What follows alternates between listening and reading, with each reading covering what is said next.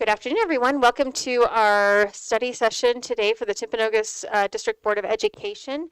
We're meeting here at the SPED office. It's February 25th. Our meeting time start is 4:32. It just turned 4:32. We have present Grace Rex, David Smith, Guy Fugel, Sterling Hilton, Jen Lyman, and Joe Jensen. We also have attending via Google Meet board members Ada Wilson and Michelle. Do we have both of them? And Michelle Sorensen. So we will go ahead and get started. The topic of our work session today is a presentation by Roy Darrington and Heather Slaymaker about information about our preschool in the current ASD. So I'll turn the time over to them.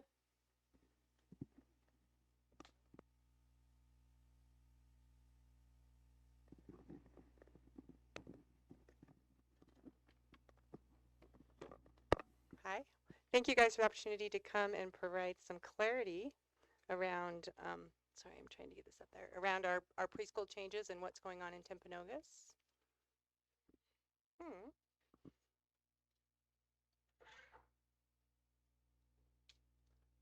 We just prepared some quick information, and then I know you guys had questions, so if this doesn't answer your questions, then we can go through those. And I don't know why it's not working.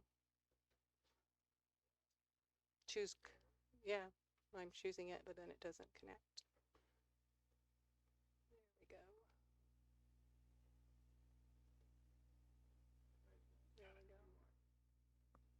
There we go. Sorry about that. Thank you for the vote. Okay, so just a little bit about the program funding and to give more information around the funding that we currently have and kind of why the changes are happening going forward. So our main funding for preschool students comes through the state legislation for serving students with IEPs. So all of our students 3 to 5, that's our priority in education to provide for those students. And then we get that funding. In the past, up till this year, we also had a supplemental grant. It was called the Utah Readiness Grant. We had that for about 8 years, and it provided $800,000 of supplemental funding where we were able to open tuition classrooms, provide part of like opening the classrooms, being able to provide the supplies and materials, provide students to be able to attend at reduced rates and free based on income qualifications. So that's how we kind of grow the program to what the district's known for the last while. We did not get that grant. It was not renewed for this school year. And the parent tuition that we've been charging for tuition basically covered the classroom teacher and a para. And then the other stuff was supplemental between the services that we provided for students who attended those classrooms with IEPs. We would send in a separate special education teacher. Question about that? Mm-hmm.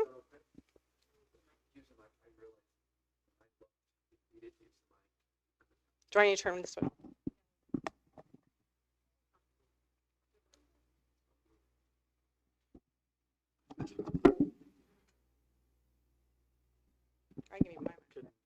Is this working now? Yeah. Is it working now? It's blue. Oh, there it goes. Yeah. Is it working? Yes. It is. So you said a minute ago that the grant was not renewed. Was that us choice not to get that grant? Was it a state, they didn't offer the grant? Or so we applied for the grant. It was just a very competitive grant, and we did not get awarded it.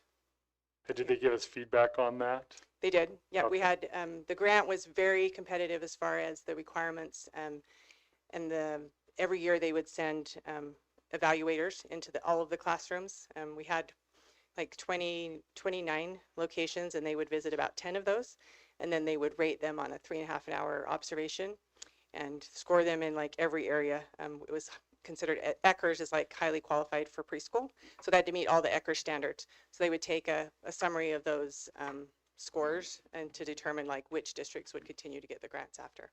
And so that year, based on all of the applicants, we didn't qualify. Okay, thank you.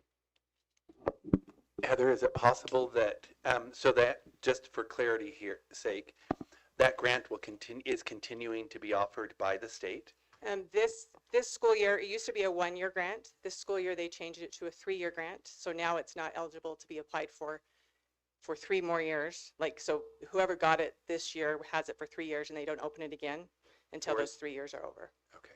So it wouldn't be till 28, the first year, 28, 29. Okay. And you just moved it from the slide. How much money was that again? 800,000. 800,000 for the whole district? And Heather? the tuition, This is Board Oh. Member Wilson. Are other districts facing this challenge as well, or how? So the grant, not all districts have the grant. I mean, I know as far as my understanding in my time I've been in preschool services, there has been one other district that had it and then lost it and it had to go through some of the similar things that we're having to go through now. Other districts, they have not opened it to new districts for a long time because they had a pot of money, and so they weren't allowing new applicants. They were only allowing the ones that were on it. But in overall, they're not, tuition programs are not in districts that don't have these kind of grants. okay. Say that again. Tuition Tuition programs program. only exist in districts that have like a grant, The this grant. kind of grant. Because Yeah. they do tuition plus the grant makes it you can run it. Right. Okay. And the tuition alone is not sufficient to run those. To run the whole, to run the so whole the program. tuition, and the tuition, we were charging $275 for 4-year-olds to attend 4 days a week. And in the past, this year, it went up to $275. In the past, it was like $210. So that increase was just recently. And even with that amount, we're competitive and lower than most neighborhood preschools. But with that amount, that covers the teacher, classified teacher in the month. classroom $275 per month. per month, yeah. So that would and a cover the para. teacher and the para, Uh-huh. but it didn't cover The other overhead expenses. of that. The So like the overhead. managing of it, the enrollment, all of that has been done in our Through the district grant. through the SPED department. and through this, and that was from the grant Yes. is where that came from. Mhm. Okay, thank you for that clarification. So kind of why, we've talked about some of this already, but just to make sure we touched on all of the reasons why we are no longer able to continue with that tuition model. The first piece was that piece about we legally need to make sure we're providing the services for special education students. We created a bit of a, we served those 4-year-olds for 4 days a week, and because we were trying to describe this right, we had to then do that same thing for our special education students.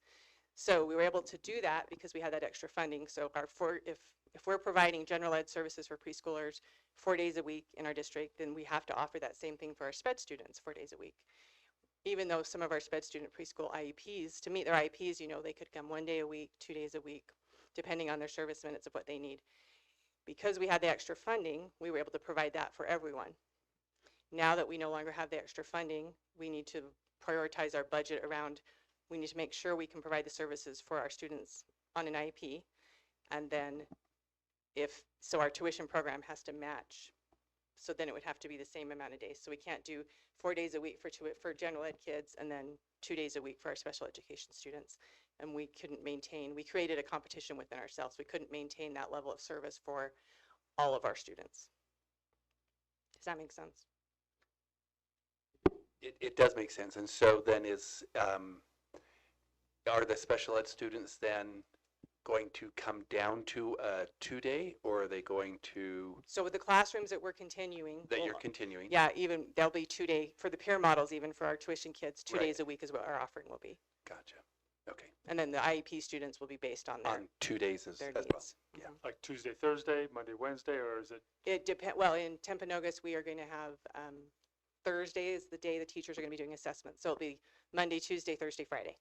The combinations, like Monday, different Thursday, Tuesday, cohorts. Friday. Different cohorts of kids. And 2 day, AM and PM. So four different cohorts of kids? Yeah. The other thing that we've come up against is our enrollment trends. So when we looked at all of the data on our overall, and I think this is K-6 as well as preschool, but we have, over the last 2 years, we have decreased by around 12% of our students in preschool compared to what we had 2 years ago. Then in just the capacity this year with our tuition students, not having that grant available to be able to provide that tuition support for students, our overall enrollment right now is 68% in Timpanogos, and our Title I preschools in Timpanogos is down to 89% capacity. In the past, those used to, like 3 years ago, those were all 100%. We had wait lists in all those classrooms. And then just prioritizing to be able to offer those services, like I said, that we have to be able to make sure that we can offer and provide services to both groups of kids. So changes, what is probably what you're hearing a lot about from the community and trying to understand what we had this and why is it going to this. So right now, our 3-year-olds attend 2 days a week for $165 a month, and then the 4-year-olds go 4 days for $275. Our tuition classes are taught by a classified hourly teacher with a CDA certification. We have 20 students enrolled in the classes.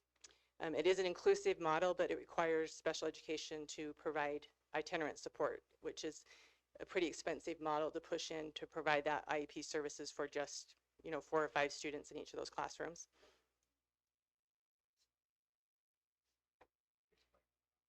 The classified, okay. And the class, and then the new, so the classified teachers are, they're not able to provide those services because they're not a certified teacher. So in order to be able to provide the special education services in the classroom, you'd have to be certified and have a special education certification as well for early childhood. And these teachers don't, these teachers have CDA certificates, so they're not able to provide those IEP services, so then we have to bring someone in to provide those services. Right now, we have 124 tuition students enrolled in Timpanogos. 75 of those are 4-year-olds and 49 are 3-year-olds. We have 6 tuition classrooms and 8 Title I. And in those 8 Title I schools, 6 of them are offering preschools. But in the Title I, if you're in a school, Title I school that's not offering preschool, you can access those services at a neighborhood Title I school. So with the changes that are going to be happening, so now we only are offering the program for 2 4-year-olds, and it's 2 days a week for $150 a month. All classes are now going to be taught by a certified special education teacher. So the teachers in these classrooms will be able to also be the service provider for their resource students in their class. They'll have 16 per class will be our enrollment, and there will be, this is something we've really tried to talk to parents about, is we're providing the same opportunity. So we'll be, in our classrooms that we will still have in Timpanogos, we'll have the opportunity for 78 4-year-olds to enroll as peer models in those classes. So if you compare that to the 75 we have enrolled right now, we're still offering the same number of spots of early intervention services, but it's 2 days a week instead of 4.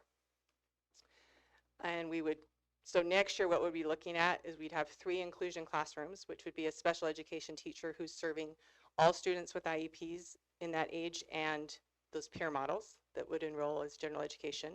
And then we'll have 8 Title I schools again, with 6 of those offering preschools. Any questions on that? Yeah.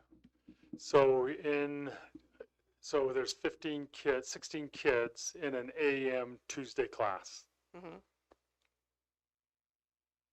So Tuesday, Thursday they would go. Yes, or Yeah. 2 days. And 78, so how many of those 16 kids are special ed kids, I guess is what my question would be. It depends on the area. So because we've had to, so you have one school, but it doesn't serve just that boundary. So we've had to kind of make circles of so 3 boundary schools feed into this school. The average would be about 8 IEP students and 8 tuition students in each classroom. That's what we're hoping for. 2 days a week, and then AM and then PM, and then we have that happening at 3 schools then? Mm-hmm.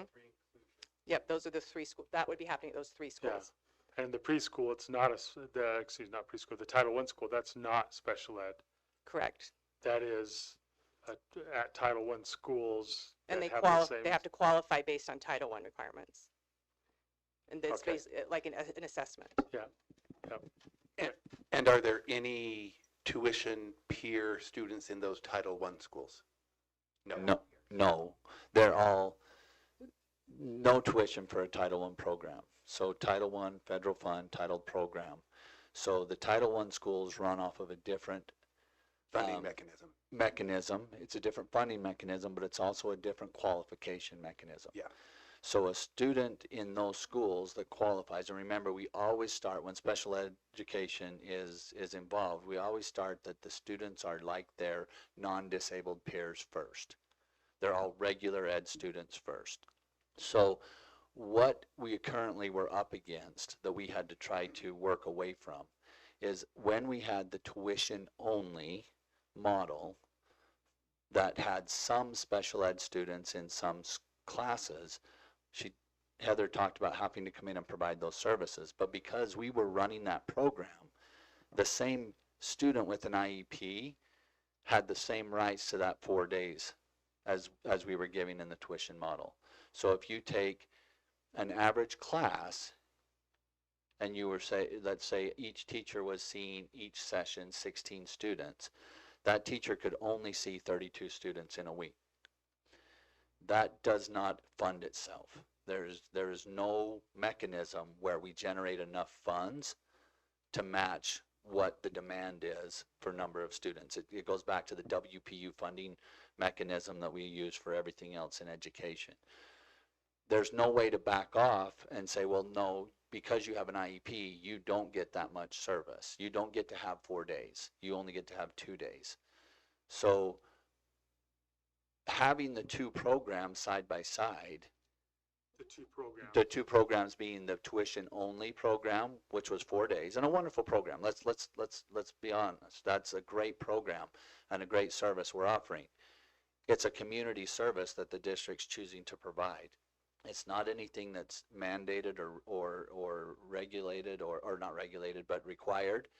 And so, but because we chose to offer it, that then becomes the standard that our special education services have to match up to.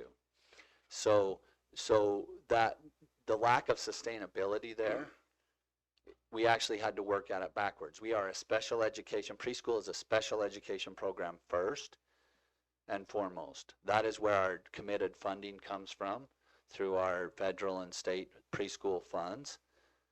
There and almost no local dollars. So we have to build a program that fits within that budget. And so building that and what is sustainable is where we came to the idea of, and this matches most preschools across the state of Utah. You take one certified and endorsed teacher, and they can see basically 4 sessions of students in a week. And the idea is to create a 50-50 model of non-IEP and IEP students in the same class, building that in a true inclusion type classroom, and they're called peer models. But when we do that, now that same teacher that was only able to see 32 students is now seeing 64 students in the week. And 32 of those are special ed students, where before they wouldn't be able to see only 32 students with, because if we put 16 students with IEPs in one preschool classroom, that's not going to work real well. And so it's really driven by budget and by comparable services. But when you bring Title I in, Title I exists in its own environment. It has its own rules. So when it's an elementary school runs a Title I program, those students qualify through a completely different mechanism. They may have an IEP, they may not have an IEP. That doesn't impact whether they qualify or not qualify. When they do qualify and they have an IEP, then we still have to provide them their services, and they have the rights to the full benefit of the Title I program, which our Title I program is 5 days a week. But because it's a program within a school that is a titled program, it exists with a standard that we don't have to match every other preschool program in the district too, because it's only in that school. That's not the case with tuition, what was tuition only programs. We were running the program, therefore we were setting our own standard that we had to match to. And that's what created a non-sustainable or an unsustainable funding or a program for funding and ongoing funding. Does that answer? Unsustainable because we didn't get the $800,000 grant. Because, yeah, which is soft money, and anytime you run any program off of soft money, you always run that risk. Okay. And I have a question. Michelle? So are there 3 different preschool programs, being Inclusion 1, Tuition 2, Title I 3? That is correct. As for Okay. this year, that is the case, and we're trying to come back to create, which we were asked by Alpine School, district leadership. Mhm. we were given the directive, build to what we know we can sustain, so we're not giving anything to the new districts that they cannot continue. You can always choose to add to, but what we're trying to have in place before the split is something that we know you can sustain ongoing and provide. And we So wouldn't yes, be able to apply for the grant as a new district for the 3 years. It's not open again until Okay, yeah, it's not open again until 28, 29. Are you over the Title I preschools as well, or is that somebody else? We're just in partnership with them. So right now, we do provide the itinerant services to the Title I classrooms. So we do have students in those with IEPs, and we push in those resource services this year. Is there a person over Title I preschools? Yeah, I was gonna say, I think it's Michelle, but it might be Erin. It's Michelle? Okay, okay. Okay, thank you. And just your question before, so next year, those Title I classrooms won't have, the idea is that IEP students would go to our inclusion classrooms, That was my and then question. they wouldn't need that push-in services. So next year, the 3 inclusion, that's where we are meeting the required support for all students with IEPs Mhm. that are 4 years They're old. 4 years old. And 3. For IEPs, it'll be all of them. Those 3 and 4 years. Mhm. So we will be mixing 3 and 4-year-olds in those 2 days a week. In the inclusions, In but those only the IEP inclusion. students. The peer models will only be 4. But in the Title I schools, Mhm. no IEP students. Correct. well, we'll see. Yeah. It depends on how they qualify. Again, it depends on how they qualify, and for next year, we may, depending on the number of students that this impacts, we may be able to provide, we still believe we're gonna have some, when we say itinerant services, are we using a term that you understand? Okay, I know. so itinerant services means that we bring somebody to the student to provide the service. And so it is the most expensive way to provide special education services. It's just that's just an economy of scale. We may have a few students next year currently that if they do qualify under the Title I program, that we would bring services into them if they qualified, because we can't take away their opportunity to have that Title I 5-day-a-week program. We still might need to bring in some services. But if they're in that same school that is a Title I school and don't qualify for the Title I preschool, but they have an IEP, then we would take that student and they would move to one of the inclusions. And then at the end of the day, the number of tuition spots and opportunities that we have in the district or in Timpanogos is exactly the same as it was this year. Right. And those tuition will only be in the inclusion, not in the Title Not in I. the Title I. And so this current year, we had in Alpine School District, we had 6 tuition and 8 Title I. No, that just Timpanogos School In District. Timpanogos School District boundaries, we had 6 tuition and 6 Title I. 8. 8 Title I schools, 6 with a preschool. 6 with the preschool. So we're talking preschool. We had 6 tuition and 6 Title I preschools. Now we're going to have 6 Title I schools with preschool, but only 3 inclusion. And because we're doing 2 days a week, we can offer the same amount of spots as we did with Yeah. 6. And what are those 3 schools? Location, Northridge. Gotta think now. I want to look over at my thing because I'm thinking of the whole And what is the district. mascot for each one of those? Yeah, and their phone number and their email. Yeah, it's Okay. North. I can tell you, but I just have to think about it for a Okay. minute. And can you also tell me which of the 3, Which one Title I's are offering preschool? no, 3 of them lost and 3 of them are maintaining? Yes. I'd like to know which 3 are maintaining, but also which 3 lost. Orchard Elementary lost their tuition class. Orem Elementary. And I have to remember the other Okay. one. That's okay. That's okay. I'm it's thinking fine. of Alpine as a whole, so Yeah, yeah, no, that's okay. That's okay. Heather, I have a question. Um, how do you answer the emails that we've seen that talk about inequities between the three districts? And how are we serving the same number of students with a reduced number of preschools? So the inequities across the district. So we had to really look at Alpine District as a whole and then look at each area. So we considered how many tuition classrooms they had at the time, what the enrollment trend has been over the last 3 years to try to say if we did keep them, how many could we actually sustain with the tuition covering the cost of the teacher and the para. And we also had to look at space. So those were the three things we considered in making those decisions. And in Timpanogos specifically, if you look at the number of students that we're serving and the amount of tuition we've been able to get over the past 3 years on average, that's where we came down to with all of the Title I preschools and still offering these 3 inclusion opportunities, it wouldn't be able to fund any more classrooms. There wouldn't be funding to be able to try to keep tuition open at this point. Yeah, and Timpanogos, the one thing that's interesting when you think about how many your Title I preschools are serving 36 students in each school because they have 18 per AM and PM, and they all go 5 days a week. And so you think about that many students having the opportunity in a smaller area included, then now we add in what we're offering. There's just not enough kids to actually fill all those classrooms.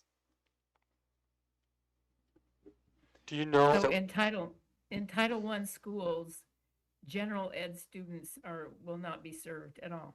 In Title I schools, that's who will be served. It will be this.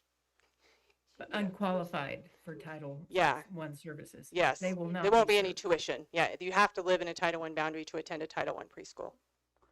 But do you have to be a free and reduced lunch child? Yes. Yeah, well, because if you don't have to be in free necessarily, you just have to live in that boundary. That's what qualifies the school partially to be Title I. But So you it's have not to, the child that qualifies, it's the school. it's not by a Okay. student. Yeah, so the student will automatically qualify if they live in that boundary. Oh, okay.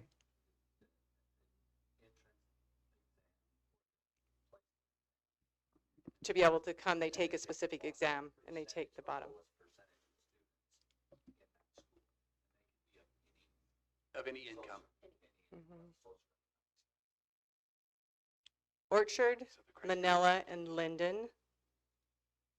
Orchard, Manila, Manila, they lost it? they lost their tuition classroom. Yep, so Orchard, Manila? Linden and Vineyard. Oh, so And there's Orem. 4. Did I say Orem? There's 5. And Centennial, there's 6. 6 lost? Yeah, so the 6 we have are lost. I thought you It said we had But we're 6, right? But But we're creating, those 3 are they're new creating ones. 3 inclusion, and they aren't necessarily at the same place. They The clearly same aren't locations. at the same schools where they had previous tuition. Okay, Is so, that correct? Correct. so Orchard, Manila, Orem, Centennial, Linden, And Vineyard, And Vineyard. they all lost. No, for next year, we won't have a tuition. They all lost their tuition program this year. Yeah. and But then Then where who- we will have our inclusion classrooms, that was the next question, right? Yeah. Those 3, that will be at Northridge, Okay, Linden, and Vineyard. no, okay. Does that not math? All the tuition.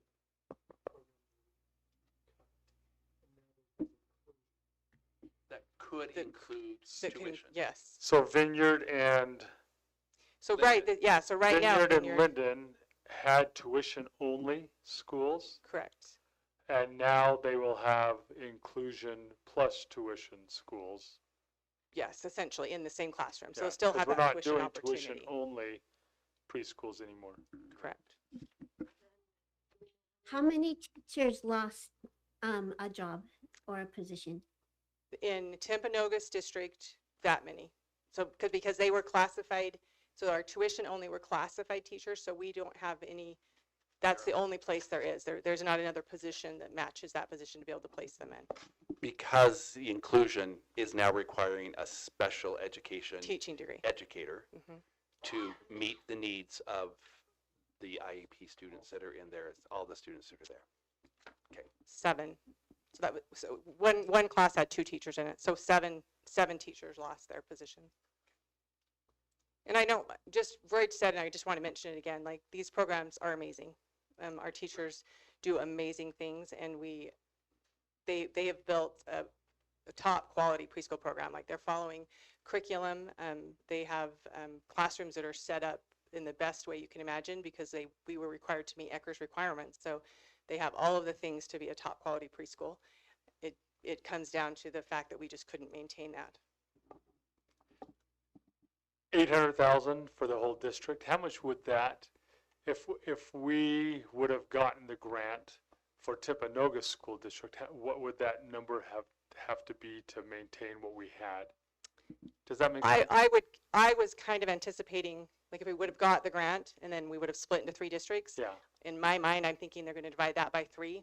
So around 2,500 based on population, I would guess is how much, or 250, yeah. 250,000.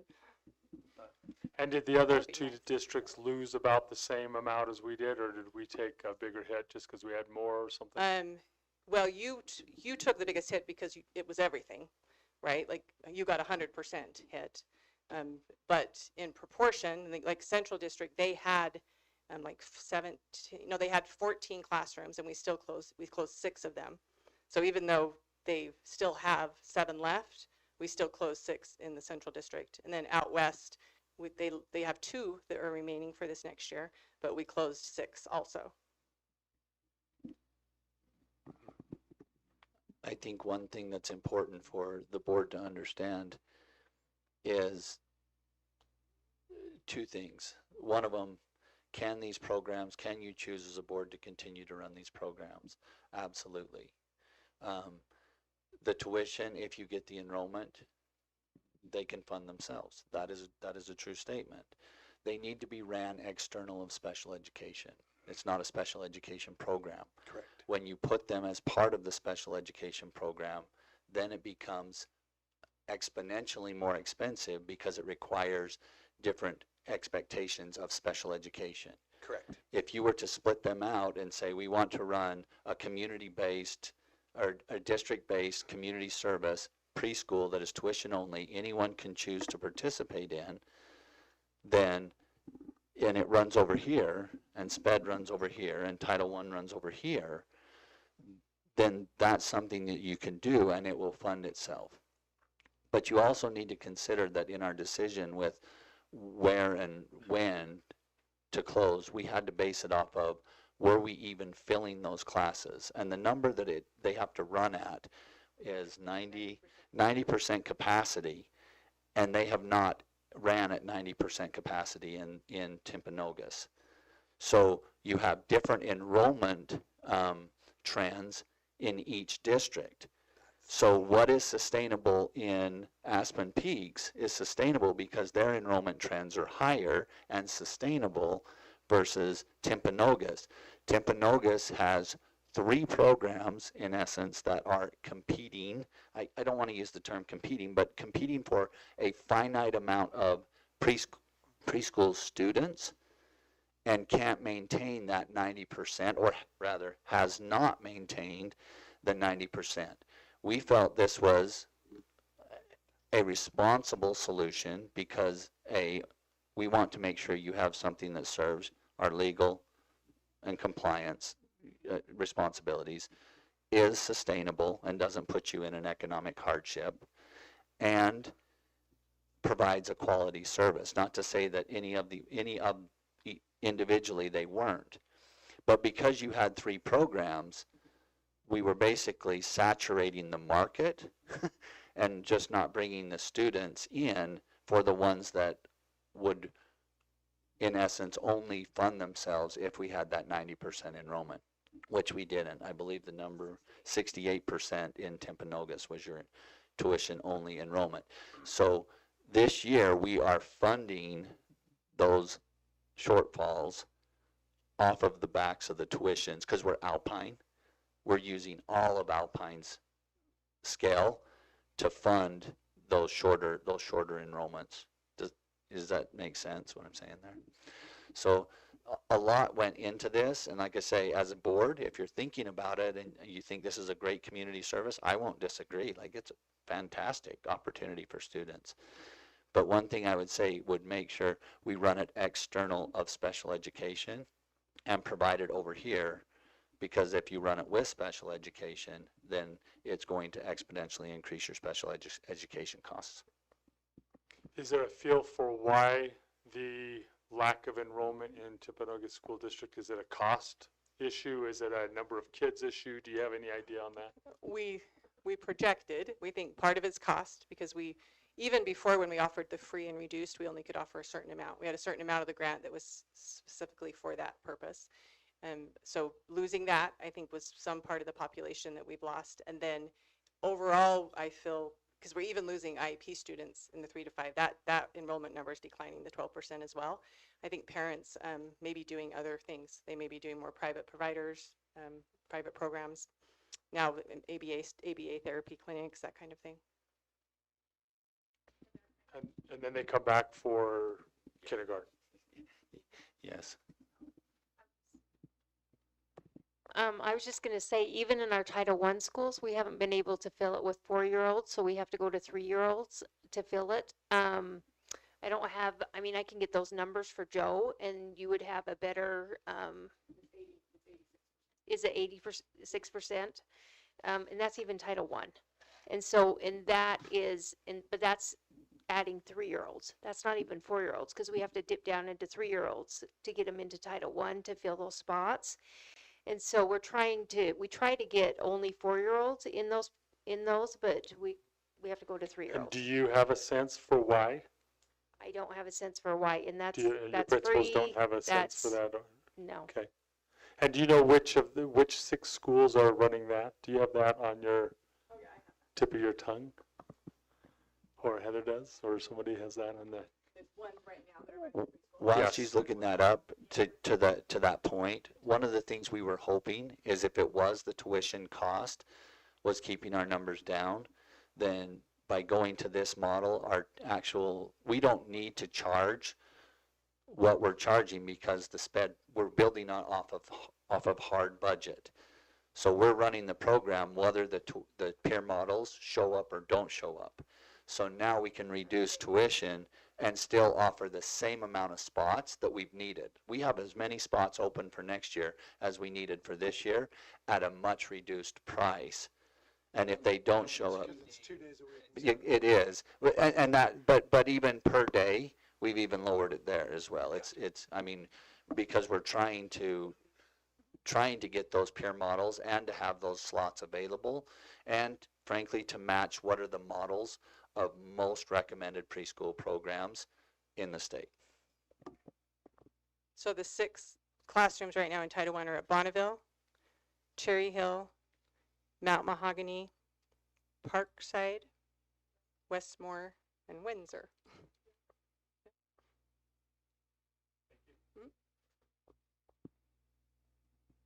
Any other questions? I have a comment question. I know in the past Alpine School District has had people come to address them, saying that they did not appreciate us having preschools that competed with the private market. So So you're That's saying like just- the Alpine District Board has had outside preschools coming in and giving you that feedback? yes, complaining that we offered. We were taking their business. Correct. And I assume that's because we do it cheaper, correct? Yes, yeah, and the average community preschool 4 days a week would be about probably $450. And we were charging $275. So considerably cheaper, yeah. And I guess the other thing I see that you're trying to do is to make sure that we are not carrying costs that we can't recoup, which I appreciate.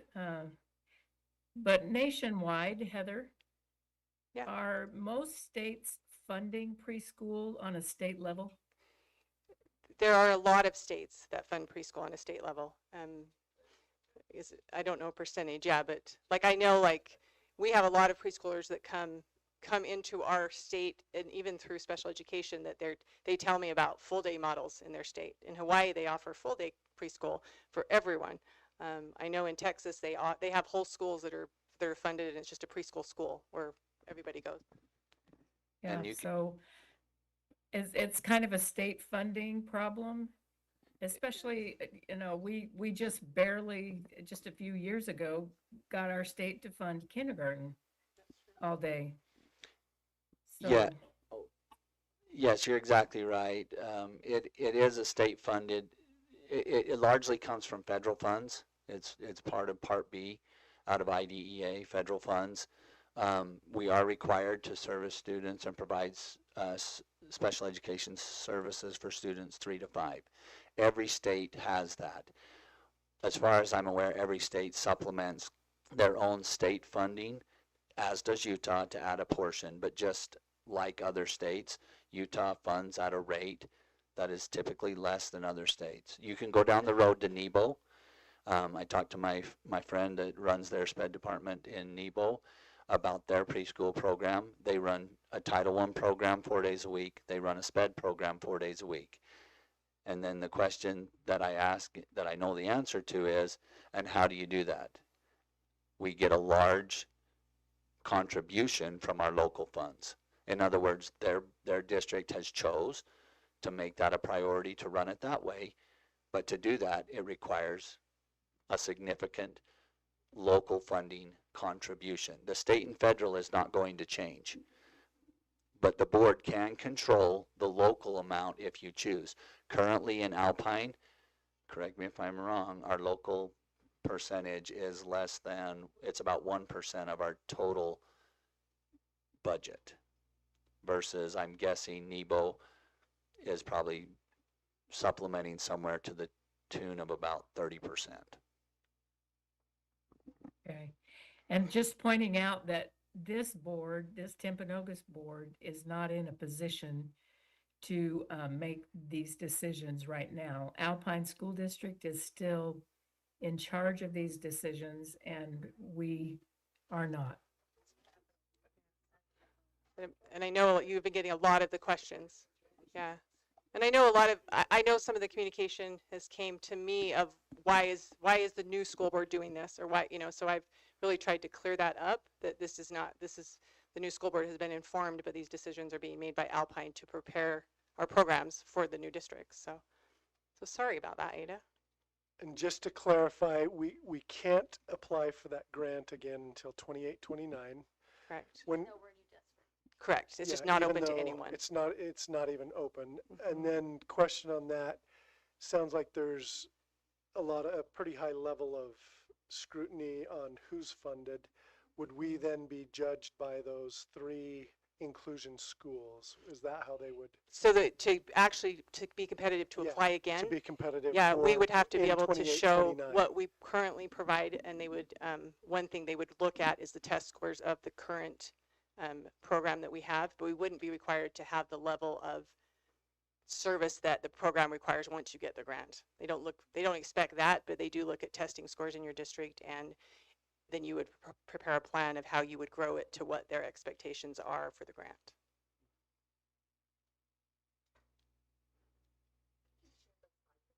Yeah.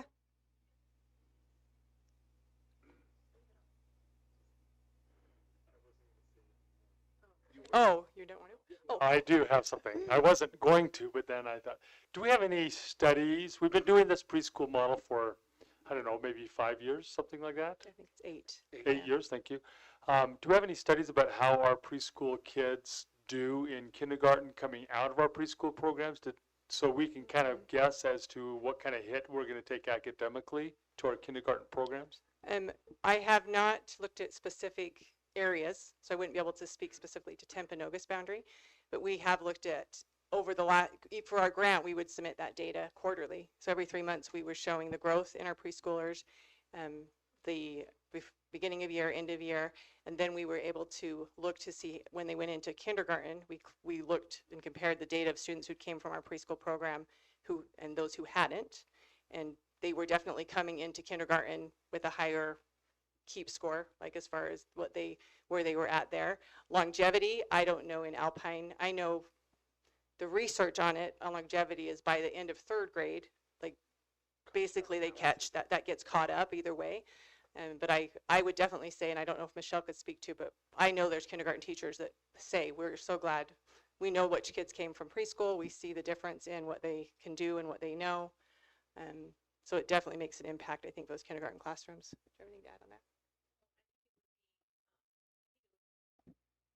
I think it would be wise to look at, I mean, we have enough data that we could look at the keep score to see those kids that, especially in Title I schools, we could look at that data and just look and see like, what is the difference between kids in those schools? You know, where are they coming in at with that? It's not the keep anymore. It's a new, yeah, the KES. We could definitely look at that data to see what's the difference between the kids that have gone through the preschool, just to see. And compare it with the kids that haven't. So that would be a place to start, I think. And I would even say maybe not just academically, just if half your class comes in and they've been in, they understand routines, they understand how to follow instructions, they understand, they're able to, you know, maintain attention, like just the difference in your classroom, right? Like I think that's probably a place where teachers would notice the difference as well. Can I just comment? Yeah. I think it's the wrong approach totally to put funding for preschool in a grant that you can fail or pass. A child's need for education at that level is just intrinsic, and it shouldn't depend, the funding should not depend on getting a grant. It should just be there. We agree. We agree. I will add, I will echo Ada's statement there. I am not interested in future to build programs on soft money. That's not sustainable. And if it's the right thing to do, then we need to find funding Other for ways. it. Other ways to do it. Now, grants are great for starting something, but this is not starting something. This is trying to maintain something, and that's very different. So. Yeah.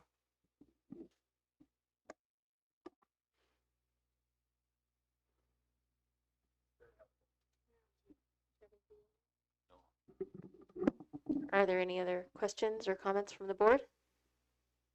Okay, we want to thank you guys so much for coming to help us Thank better you for the understand this. The time is 5:19. We're going to end our work session. We will adjourn back here. I mean, we will reconvene back here at 6:00 p.m. for our board meeting.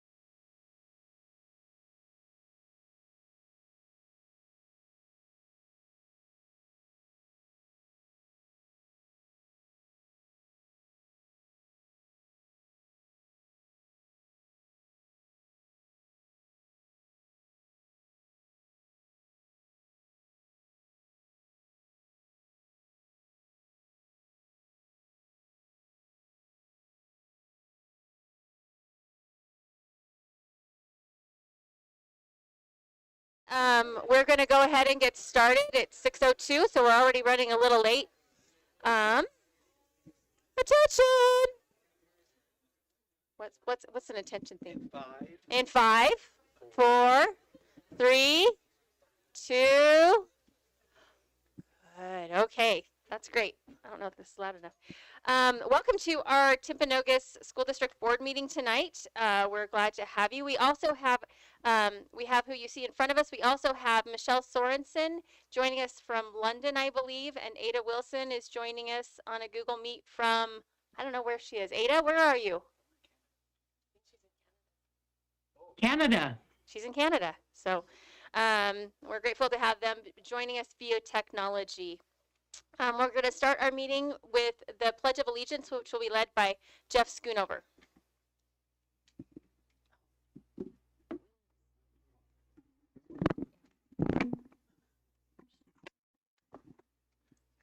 If the audience would repeat the pledge with me.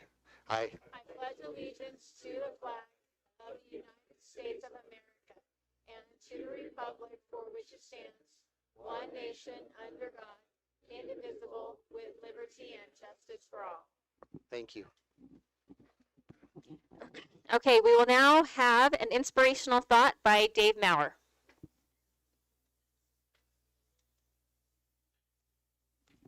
Thanks. I hope to join a meeting from London one day too. So that's nice.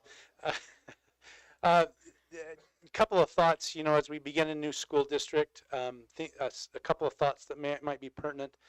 I grew up in Alpine, as a lot of you did, and my parents were in Alpine School District, graduated from schools.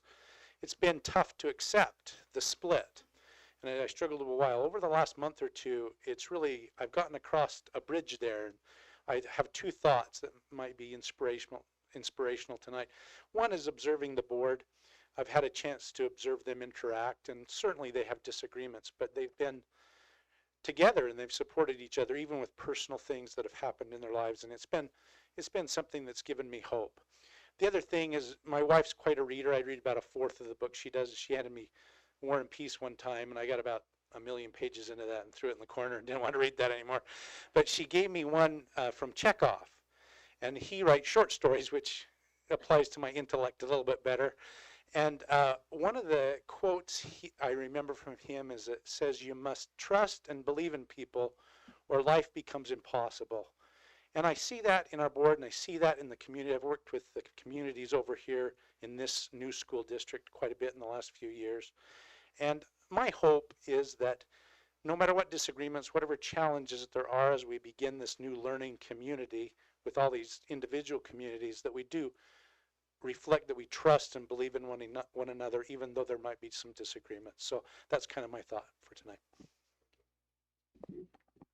Thank you. Okay, we aren't doing a formal recognition, but I do want to recognize our Pleasant Grove High School culinary class who provided dinner for the board tonight. Can we give them a round of applause, please?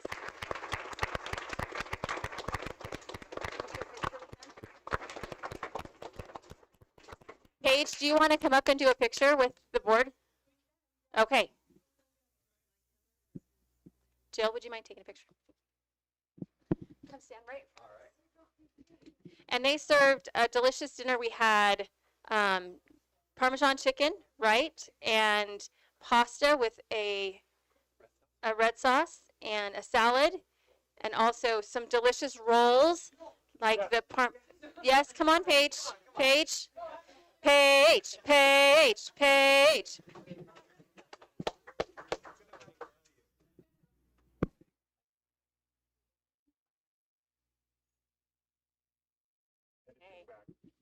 And they also, this month, February is CTE month, and so they also brought us a CTE bag with some information and some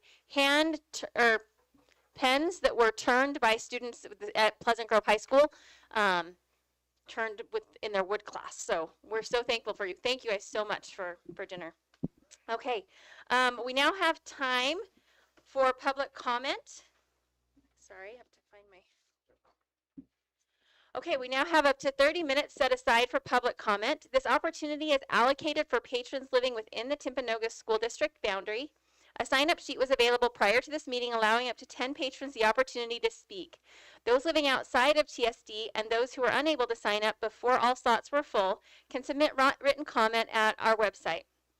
As you're called up, please introduce yourselves by stating your name, and then you will be given up to 3 minutes to speak.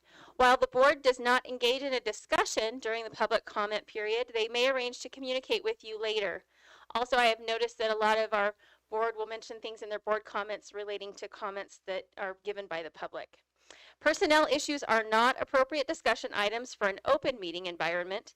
If you have a personnel concern, please put your concerns in writing and address it to the Board of Education. Our first public commenter is Anthony Kretschmer from Orem. If you want to come up here, David, can you move your mic to the stand? Thank you. And do the timer and the PowerPoint. Yeah, I can do it all. It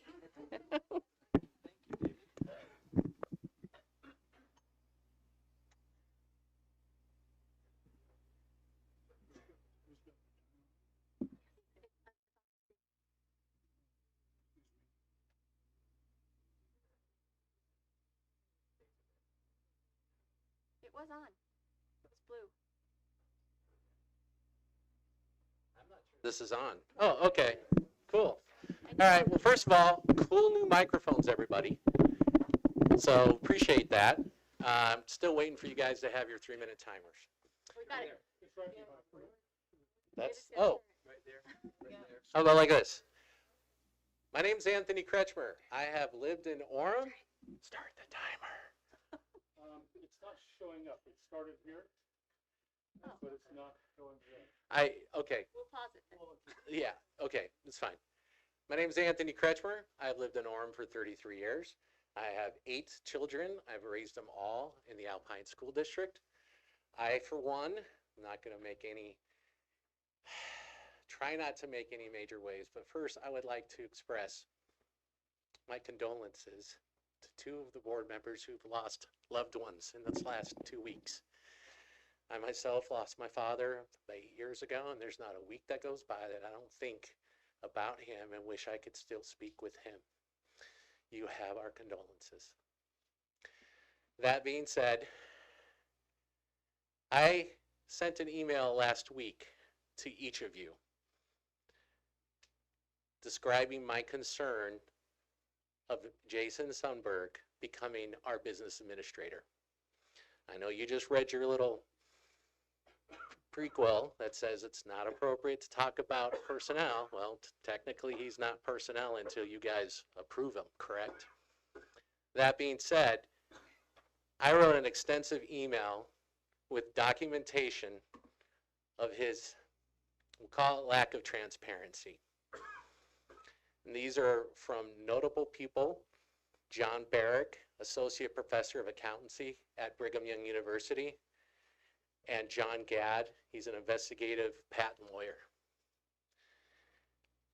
I am disappointed with the lack of transparency that this board has had in receiving applicants, interviewing them, not revealing that information to us until the decision had been made. John Gadd stood here 2 weeks ago, might have been 3 weeks, and said, you guys are holding closed door meetings. That is not required. It shows a lack of transparency. The reason so many people were upset with Alpine School District, and specifically, was the lack of transparency. You had 10 of the 14 cities vote to leave the district. I could promise you it's because they weren't getting straight answers. I'm pretty sure my time's already up, or pretty close. But just know, 1 minute left. thank you. Just know I do not agree with this decision. And now that you all have had my email, and by the way, it's back there in the corner if you guys want the email that I gave to the district. I encourage you to read it and ponder it. And I encourage you, board members, to ponder this decision and vote your conscience. Thank you. Thank you. Next up, we have Evan Thacker, also from Orem.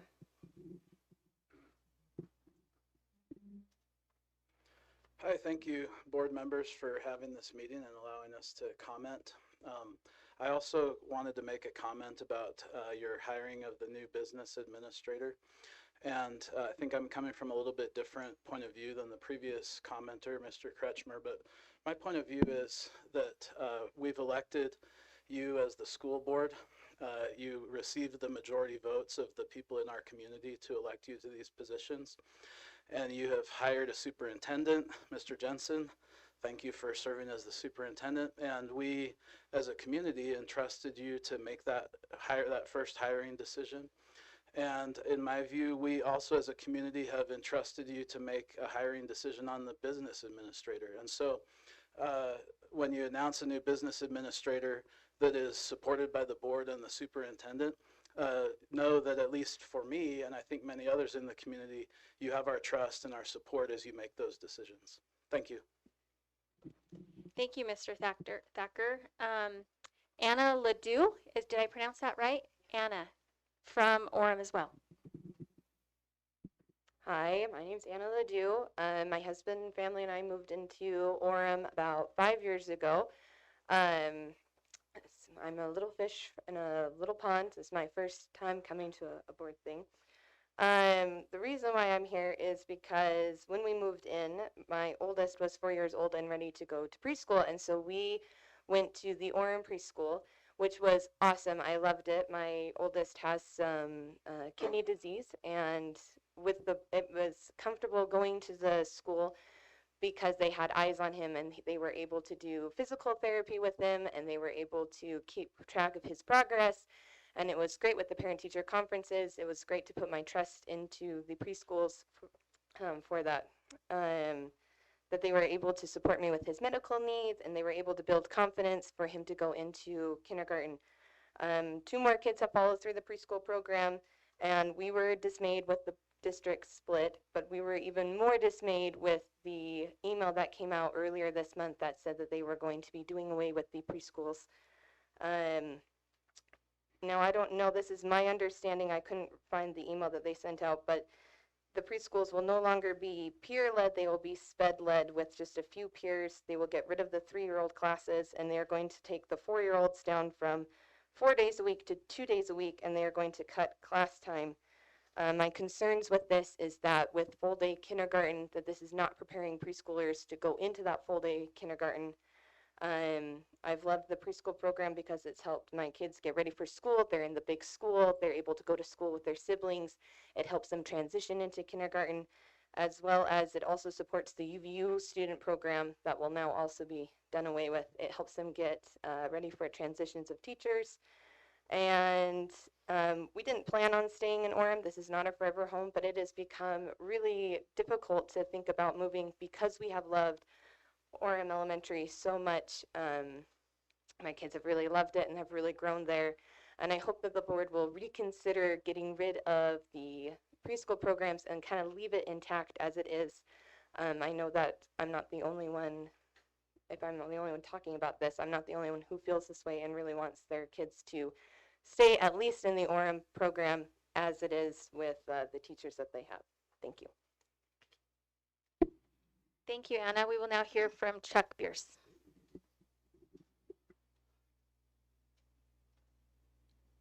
I'm Chuck Bierce, 45-year Orem resident. Put my kids through Alpine schools, and now I'm looking forward to having my kids in the Timpanogos school, my grandkids in the Timpanogos school district. I have 2 kids that live here and 5 grandchildren from junior high down to preschool, and they will be here, and I am very pleased at the leadership we have in Timpanogos School District, watching out for the needs of kids, watching out for the needs of teachers and the support staff of the schools to make sure they have the tools they need to educate our precious children that are going to be here.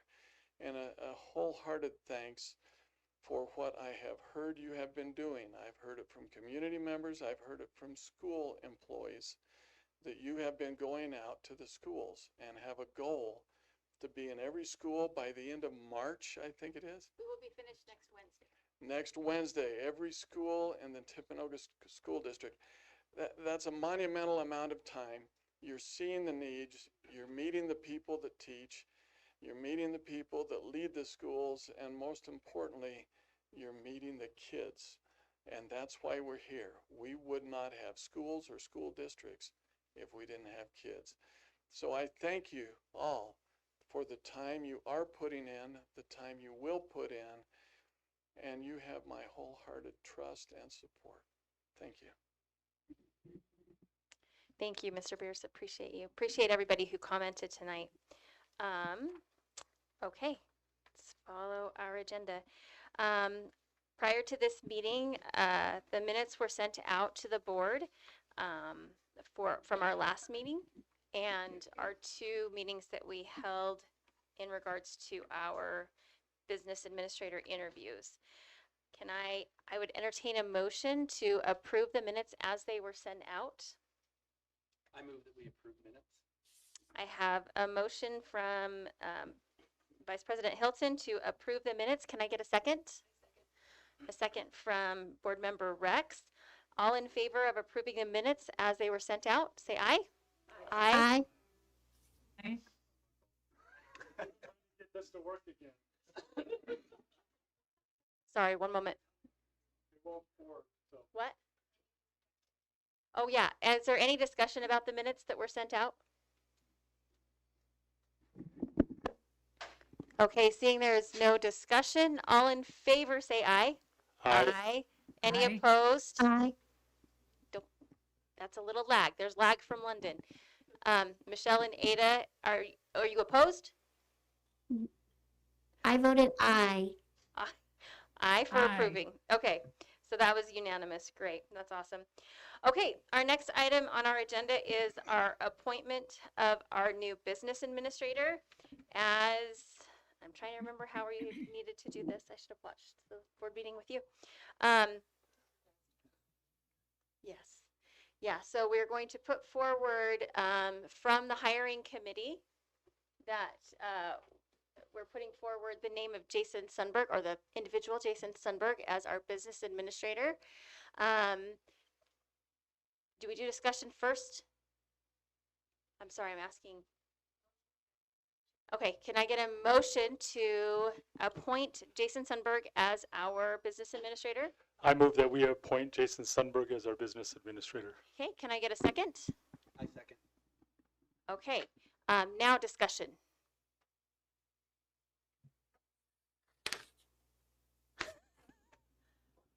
I'm not gonna argue. Just, we had several good candidates for our business administrator.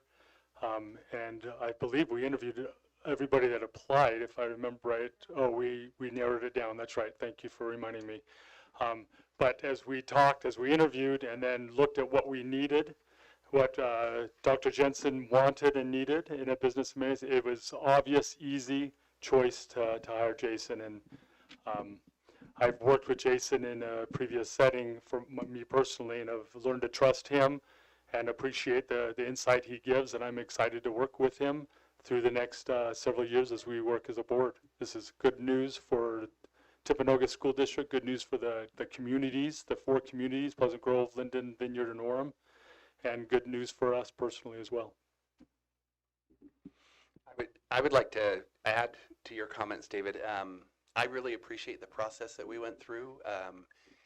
We had the position open at least, my memory is 4 weeks. We got, I think, 8 to 9 applicants. We reviewed every one of those applications and had the opportunity to speak and interview 4 of those individuals. And again, I would echo David's comment that it was really clear at the end of those 4 interviews that Jason Sundberg was the best candidate for our district at this time. I appreciate the process, and I'm glad that it generated a good outcome. I just want to say and acknowledge that there are those who are worried about Jason Sundberg, like Anthony said before. And I think a lot of it stems from a very divisive split and vote, and the precursor to that of maybe possibly an Orem only one. I don't think all of us all the time say the best things when we are under pressure and in a charged situation. But I know a lot of people who, for all those who have issues with him, there are as many who love him and have worked so well with him.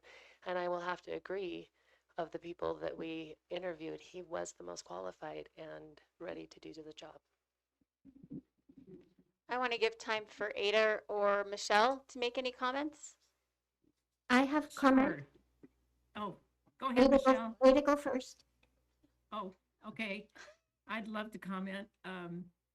I too think that we had a rigorous process in place, and we had a very fair process. We had questions that we asked each of our candidates, and it became obvious to us who the most outstanding candidate was, even though we interviewed some people that we really, really liked. So I also want to say that I understand that there is always room for improvement in the area of transparency. School financing, especially in the state of Utah, is very complex. Utah tries to equalize funding between school districts, which makes for very complicated formulas and processes. And especially working with the county in taxation, we are still working on making clear to our citizens what is happening on their tax statement. Right now, it's still a very faulty process. And I know that as serving on the Alpine School District, Jason Sundberg has been our business administrator, and he has tried to cut through that complexity, and with varying degrees of success. But I know that he is honest and that he is reliable, that he knows what he's talking about, and that we will make it our goal as a school district to be transparent in every way. And I just want to make a commitment to that, and holding our business staff to that standard. And with that, I support Jason Sundberg 100%. I think he is just what we need to balance our budget. I think the discussions that we heard in our study session are an indication of the difficult choices ahead. And I think the Alpine School District is trying to prepare us for these hard decisions. I kind of wish they had not made this preschool decision the way they did, kind of administratively. And I, as a member of the Alpine Board, will look into that. But thank you, Jason, for accepting this position. Michelle? I too want to express my confidence in Jason Sundberg as our appointment as business administrator. He has been with Alpine for over 10 years, and he brings not only the financial side of it, but he was also a middle school math teacher before joining the business services. So having that combination of teaching experience with the district finance on the district finance side, he's also done budgeting and the BA side. So he just has a wealth of knowledge that I think is going to be so beneficial to our new district. In addition, he's aware of all the legislation that's affecting this split and how that affects our area's needs. So I am just appreciative of that knowledge that he brings to us. I know that Joe has an open door policy, and in this process, I asked Jason, hey, do you have an open door policy? And he has confirmed if anyone, any constituent would like to come and talk to Joe or Jason about our district or school finance, their doors open, and that transparency is there, and same for the board. We would love to talk to anyone, and with that, I agree that I am confident in the hiring of Jason Sundberg as our new district business administrator.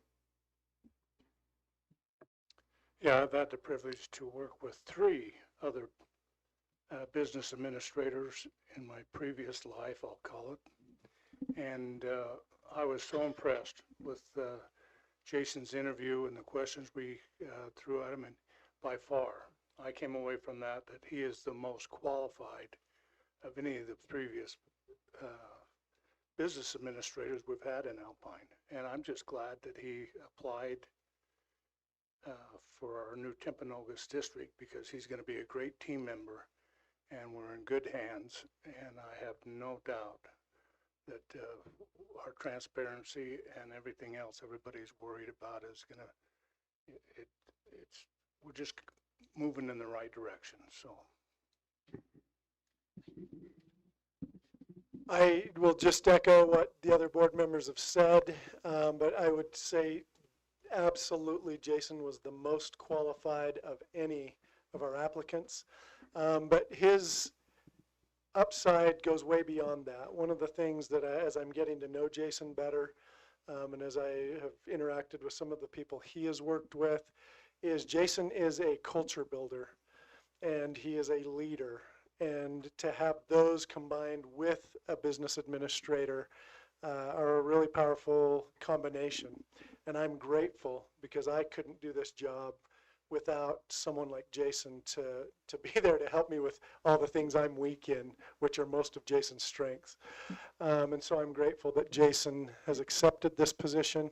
And I would also echo Michelle's comments. We invite anyone to come sit down with us. Jason is more than happy to talk finance. I'm happy to talk whatever else. Just know that I don't know a lot yet, but I'm learning super fast. But we invite anyone to come talk with us about any of those things. I also wanted to talk a little bit about the process that we had, and it was so enlightening to me. I've never been in a position where I interviewed people for a job, and doing that with the superintendent, I was so grateful for the opportunity I had with each candidate to learn something. I noted something that is going to help us as we're building the district. Either they had an idea or they had this little thought that really helped me as we went through that process. Same thing. So that's why when we did, there was a discussion about, oh, how many people are we going to interview? We did have 8 applicants, and the discussion was that process was really great that we had for superintendent. So it was a time crunch. We have had, as someone had mentioned, we've had a lot happening personally with some of us, and so the time required to do that, we felt it was necessary, and so we did, and we interviewed 4 very awesome men. We only interviewed 4 men, and they were great. And same thing, I learned something from each of them, something that I thought, oh yeah, I need to make sure whomever we hire is going to keep that in mind. So I'll have some comments for Jason later on. But by and far, Jason has been, as we've been, I think a lot of us have been able to talk to him even when we were campaigning, to come to understand down here in this Timpanogos district, we are facing some serious financial concerns going forward as we start. And so that was a major discussion in our campaigns, and has continued as we are starting up this district. So I was so grateful for his willingness to talk to anyone. He wasn't particular about who could talk to him, and he was able to share information and help us understand, and I'm grateful for that. So we are thrilled that he was willing to accept our offer to serve as our BA. I think he's as excited as we are. There is something about Dr. Jensen put together a rubric as we were talking, doing our interviews, and one of them was an X factor. And something that we have talked about as a board is that we have we have something really special. I think I've said that. I think I say this every time that we meet, but we do have this synergy of working together. And it was important for us to find someone that could match that and that has that X factor that will be a member of our team. And Jason has that, and we're grateful for him and his willingness to serve with us. It's going to be an adventure. We have a lot of work ahead of us, but a little bit at a time, we're building our team, and it's really fun seeing it come together. So with that, I think then I go ahead and ask each person. We have a first and a second. All in favor of, I'm going to start with those. Okay. Roll call vote. Michelle Sorensen. Aye. Okay. And Ada Wilson. Aye. David Smith. Aye. Guy Fugel. Aye. Sterling Hilton. Aye. Grace Rex. Yes. And Jen Lyman, yes. So, with that being done, now I get to swear you into office, Mr. Sundberg, if you want to come up to the front.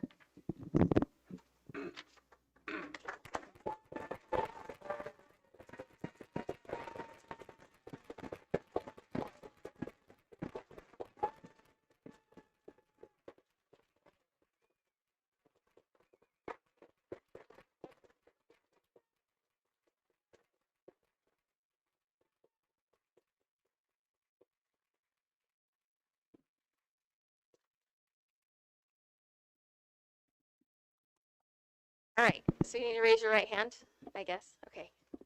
Okay. I, Jason C. Sundberg, Jason C. Sundberg, do solemnly swear do solemnly swear that I will support, that I will support, obey, and defend obey, and defend the Constitution of the United States the Constitution of the United States and the Constitution of the State of Utah, and the Constitution of the State of Utah. and that I will discharge the duties of my office with fidelity. One more time that. And that I will discharge And that I will discharge the duties of my office the duties of my office with fidelity. with fidelity. Okay, by the authority vested in the Timpanogos School District Board of Education, I now declare, Jason, you can put your hand down now. Jason C. Sundberg, officially sworn in as the business administrator of the Timpanogos School District. I'm going to give you a minute. And I'm going to give it.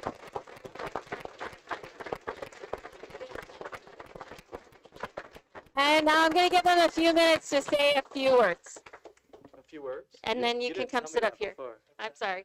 Okay, we will. Let him say something and then we can do it. Can I read my thoughts here? Okay. Thank you all. This is a great night.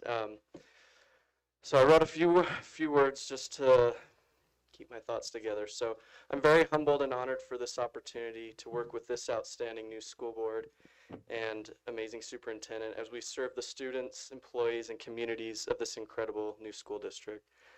I have deep roots in the communities within our district.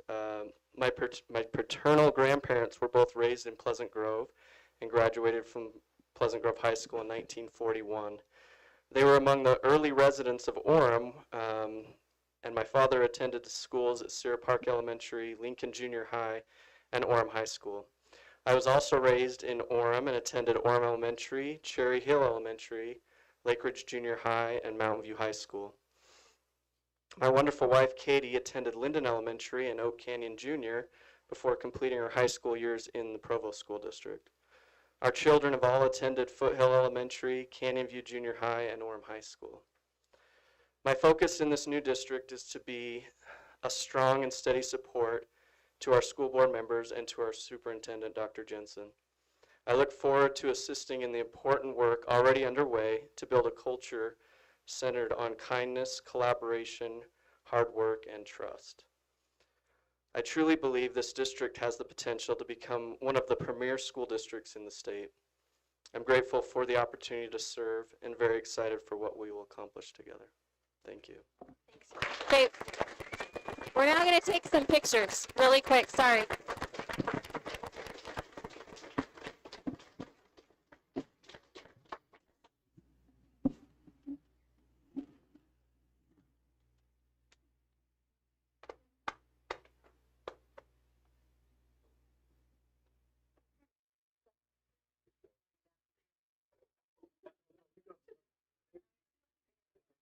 I'll actually take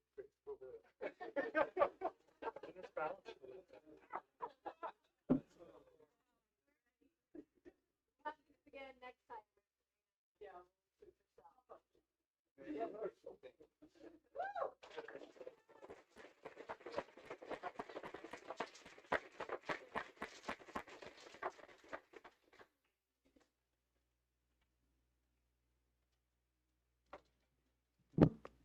Okay, I now am going to turn the time over to Superintendent Jensen for the rest of our action items. Okay, the first one on there we talked about briefly last time. It's anytime there are titled assets that Alpine School District has to surplus, each of the boards also has to do a resolution because of the law around splitting a district. So this was a fairly simple one. There are 16 vehicles with physical facilities that, and one of the things we wanted, David, you asked for last time was to clarify, are these completely not in use? Frank clarified they're not even being used anymore. And so they truly are vehicles that they've exceeded their life. And so we need to vote on a resolution that Alpine School District can surplus those 16 vehicles. Okay, I'll now entertain a motion regarding this resolution, 2026-003 for 16 vehicles as excess for disposition. Can I get a motion? I move that we adopt the resolution. Okay, I have a motion from Sterling. Can I get a second? I'll second it. Okay, a second from David. Okay, all in favor Can of, we make comments? oh yeah, sorry. Is there any discussion? Yes. Okay, go ahead, David. Yeah, I just want to thank the board for slowing down last week. I like to kind of know what I'm voting for and kind of have my questions answered. And by slowing it down, pushing it to this week instead of last 2 weeks ago, it allowed me to ask Frank, kind of think about it and say, oh yeah, I get it, thank you. So I appreciate the board members for letting me slow down and ask and make a more conscious decision to vote yes or no. Yeah, and we were able to do that in our joint learning session, right? When I believe so, yep. when Frank was presenting. Yes, yep, that's what it was. Any other discussion from the board about this? Okay, seeing it was motioned and seconded, all in favor of adopting resolution 2026-003, say aye. Aye. Aye. Any opposed? Seeing none is opposed, that has passed unanimously.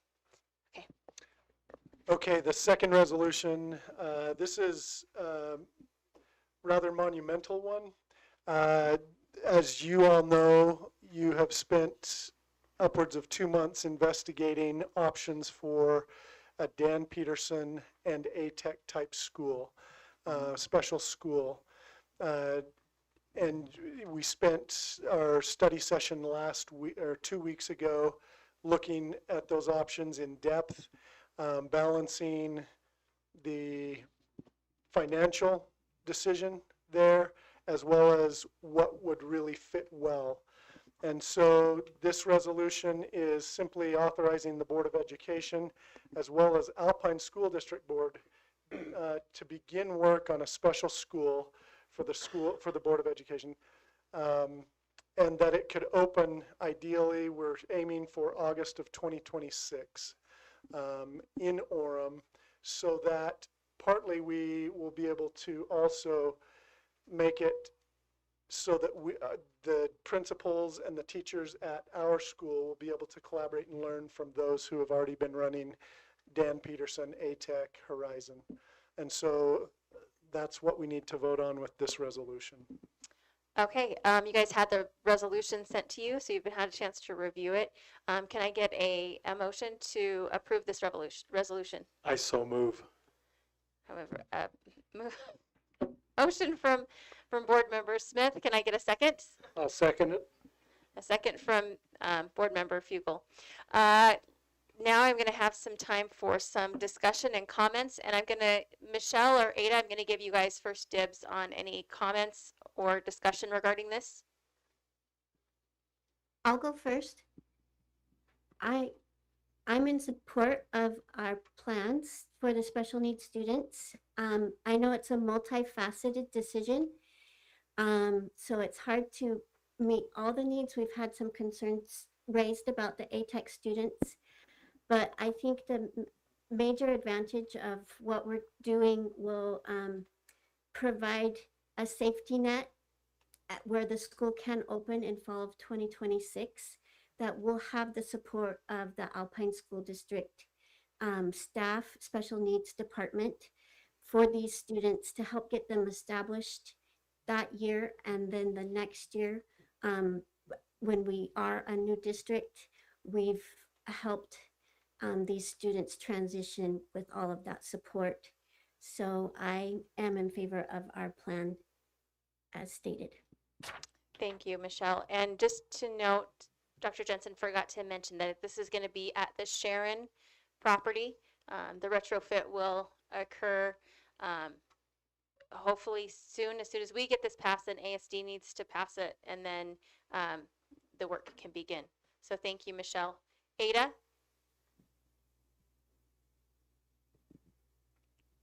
Do we still have Ada? I think that's a no. Okay. Anyone else have thoughts? I just want to thank all the special education and other employees that came and spoke to us last week and helped us get a better idea. And I'd also like to thank David Smith for going to Sharon Elementary, looking it over with an eye of disability and needs and what things would need to be changed. It's not a long-term solution, but I like having that solution so that we can really do a boundary study and know what we have to work with and put our special needs school in the best possible place for everybody. Yeah, I would like to echo and build on what you were saying, Grace, in terms of I appreciate the effort that we have taken and that others have helped us in terms of making what I see as a very solid decision to meet the needs of these students who are really most vulnerable in our school districts. And I'm really grateful for the collaboration, the different ideas that were discussed, and I feel very comfortable that our decision to retrofit Sharon Elementary is the best decision for right now. And I would like to make certain that this, in my opinion, is our short-term solution to meet their needs while we get a better sense of what's going to meet their needs in the long run. And I think Guy echoes that. Is that correct? Guy says amen. Not to put words in your mouth, but I remember you simply saying, this is not our long-term solution. And I think we're all very much in agreement that we're very satisfied that we're not cutting corners, but we do not see this as our long-term solution to this very important issue. Yeah, I mean, I feel like we felt that when we were talking about this, that it felt rushed, right? That we were trying to come up with something so quickly that that's when we are going to make mistakes. And I appreciate the board's willingness to take a long-term approach to have a situation for these special students that need a space right now, that we can't wait, but yet we didn't want to make a mistake. And so I appreciate that we were able to see that, and it became very apparent. I think when we received the information, that's our goal, right? Is to receive information so we can make the best decision we can. David?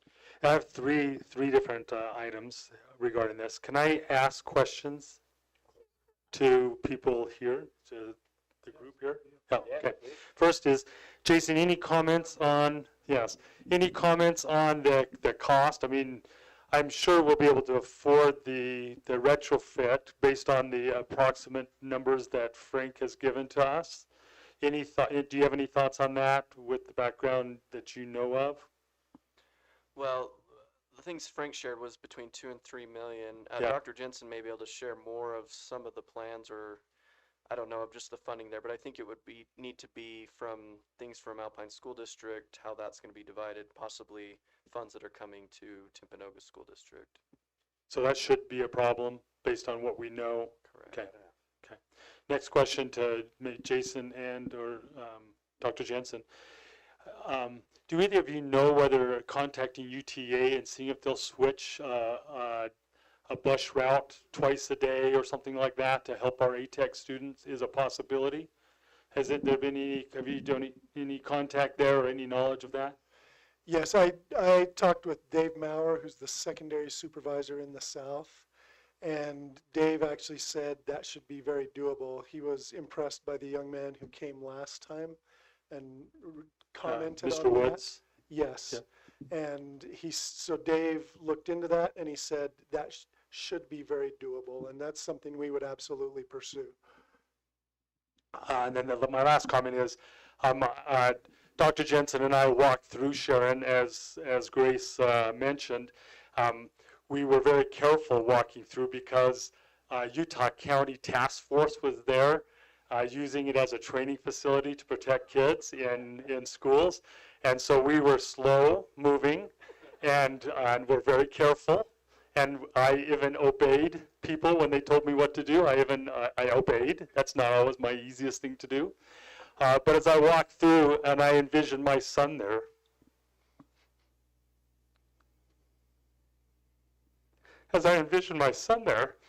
it's a beautiful setting. And I remember Mr. Hemming, who is the principal of Dan Peterson, said to me when I was there with my son one day that he thought that Sharon would actually be better than Dan Peterson in many ways. As I walked through, it's bright, it's remodeled, it's not a permanent solution, but the playground's big, lots of parking, lots of bus space. I mean, it's a beautiful, and the rooms are bigger and they're light with windows. It's going to be great for my son, hopefully next year if we can get it done. So I'm in favor of it as well. Okay, is there any other discussion? Okay, I am available now. Can you? Oh, hey, there's Ada. Okay, Ada, yeah, if you would like to make a comment, go ahead. I'm so sorry, I had to switch devices. I just want to recognize that there is some urgency to this decision because when the district split, there will not be space available in our current facilities. And so this is something that we need to do, and I think acting on this now will give us some Alpine School District that these children need.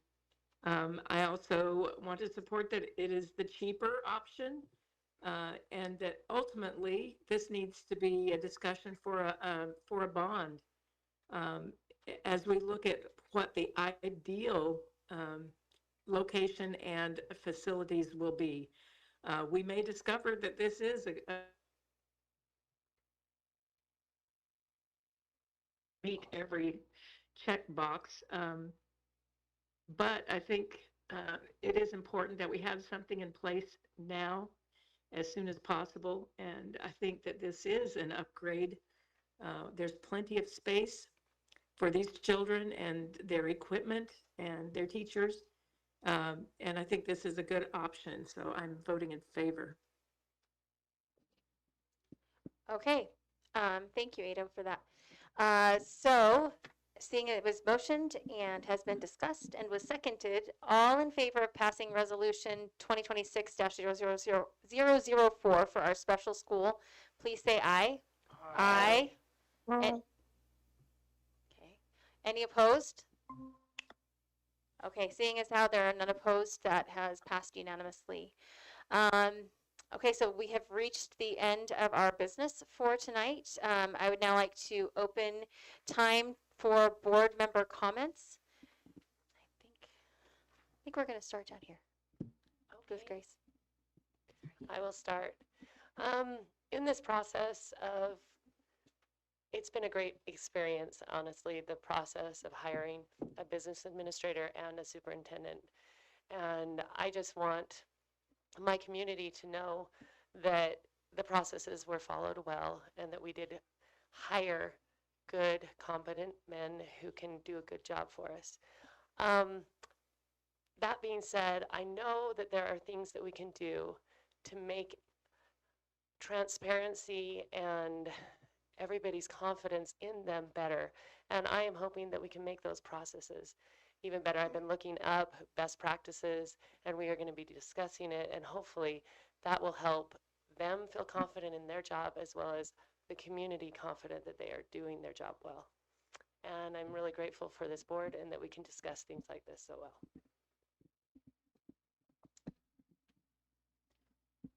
Go ahead. Okay. I just want to reiterate, this board is phenomenal. They have now visited 28 of 29 schools. It would have been 29 today, but one of the principals that we had scheduled today couldn't meet, wasn't there. She was at a conference, and so we pushed that off till next week.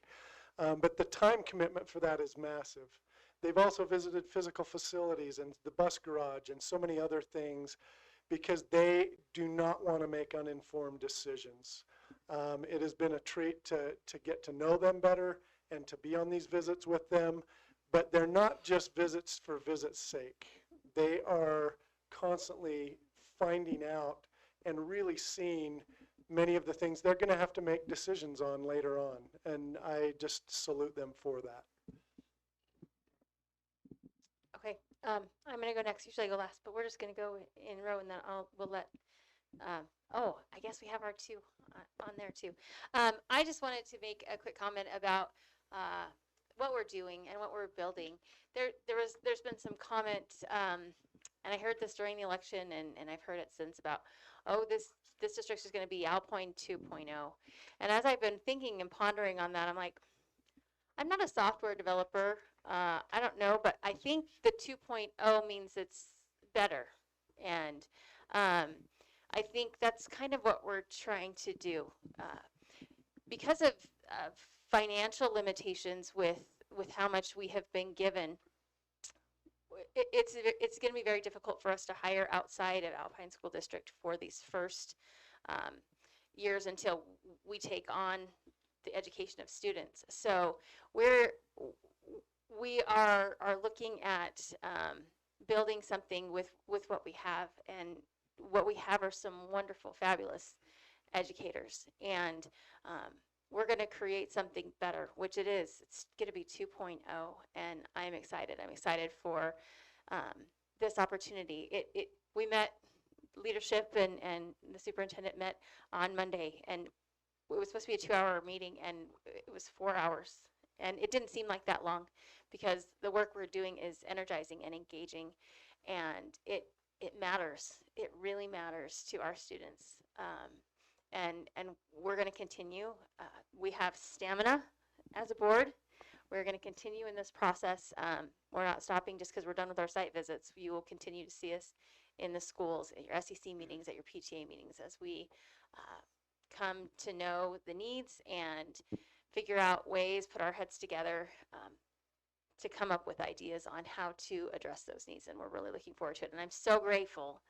We also announced, I did want to mention, we announced our administrative assistant, which I'm grateful for these two guys, but to have administrative assistant is going to take so much off of my plate as I've been doing a little bit of double duty. So we have Karen Carter that will be joining our team as well. And she's in Hawaii. We hope she's having a great restful time because we're going to put her to work as soon as she comes back. And so she will be starting on Monday. Also, I just wanted to make a quick comment. I'm so grateful for Anna and her comment. The importance of advocacy from our constituents is so important, and we are grateful. If we don't respond quickly, rest assured that there's things happening maybe in our life that we can't respond, but that we are listening and we are hearing. Also, to the preschool issue, I just wanted to mention that is an ASD issue. It's not us. We didn't make any decisions. That was all ASD administration. So it is something that if our community is passionate about, and that we can address once we do become a district. So.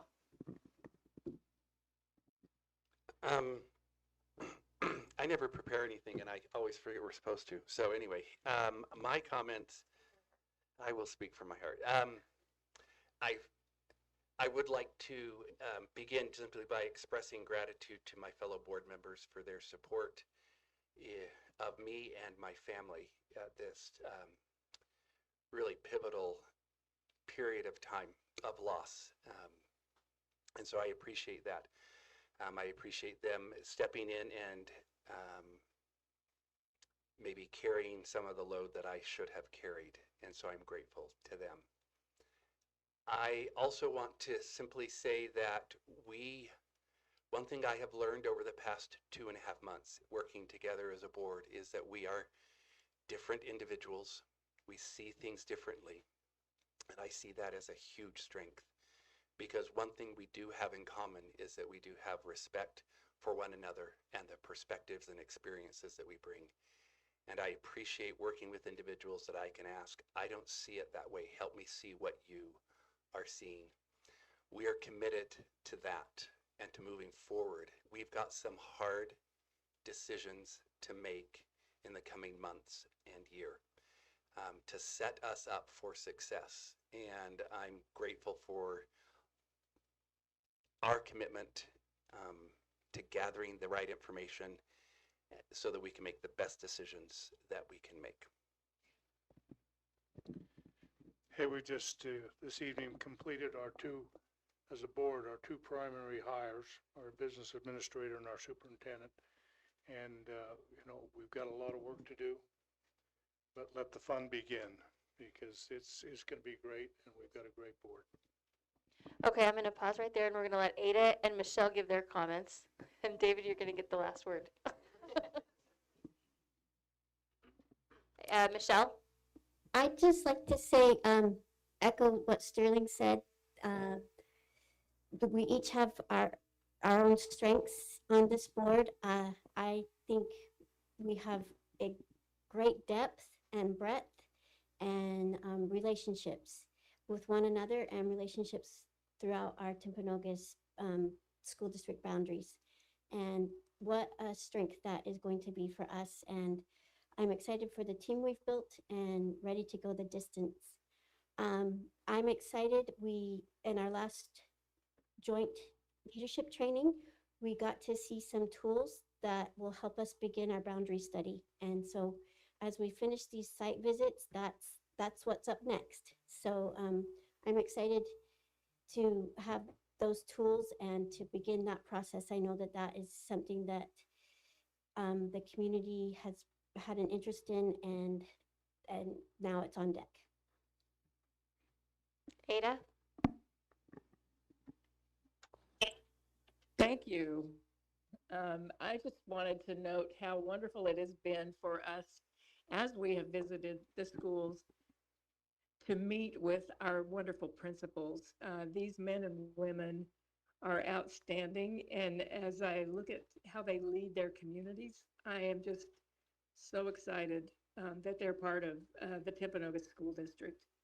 I also wanted to just note, this is a note that came to me as an Alpine board member, that our support team, headed by Anya Becerra, let us know that they've received additional 2 state recognitions by the our multi-language learners, helping them to meet their individual, the number of schools, two which are in the Timpanogos School District, which have exited targeted support, which means that they've made significant progress in their academic goals. So I think, if we can do all that we can to keep our forward momentum, as Jen said, 2.0 is progress, and let's build on a great foundation. Thank you. Okay. Anybody else? Well, Jason, I'm going to give Jason actually the last Okay. word. All right. Okay. Just doing a little bit of math, Joe said that we visited 28 of our 29 schools. We also have 6 other properties, so that means 34 of our 35. That's 97%. I just did a little division. 97% of our facilities we visited. We'll get the other one next week. Just want a personal thank you to people like Tammy and Derek and Kevin and Zach and anybody else, principals and administrators who walked us through and took their time to do that. I really appreciate that. We learned so much and grew so much and got to know you so much, and really appreciate that. And then a preschool comment as well. If the mom's still here, maybe not. She left. Hopefully, maybe she might be listening. But make sure you listen to the study session. It'll give you a lot more information about today's study session, a lot more information about our preschool and the decisions they made, and then we'll have to grapple with over the years. So thank you. Okay, Mr. Sundberg, we'll give you the final word tonight, and then I think we'll. Thank you. I really want to thank my family for being here. My wonderful wife, Katie, my kids that are here, my parents, my brother was here, my sister and brother-in-law. Just thank you for being here. To everybody else that came in support, really appreciate it. I also want to thank my team from Business Services from Alpine. A lot of them are here today, and they are so wonderful. It's been such a blessing to work with each of them, all of them on our team. And that's what I'm looking forward to. Now there's a lot of things in business services, a lot of jobs I've had, and I feel I can do most of those or learn how, but I can't do them all. So it's going to be now assembling a team to really help support, and I'm looking forward to that opportunity and the excitement that we can generate there. Okay, great. And we have no need to do a roll call for closed session. So can I get a motion to adjourn our meeting? I motion to adjourn our meeting. Okay. And can I get a second? We're not. I said we have no need. We have no need. I second. So we have a motion from Board Member Rex. Can I get a second? I second. Second from Vice President Hilton. All in favor of adjourning our meeting? Aye. Any opposed? I don't think she was saying that to oppose. I think she's ready to go. Yeah, I think she's going to go enjoy Canada and London. Thank you, everybody, for attending tonight. We appreciate it.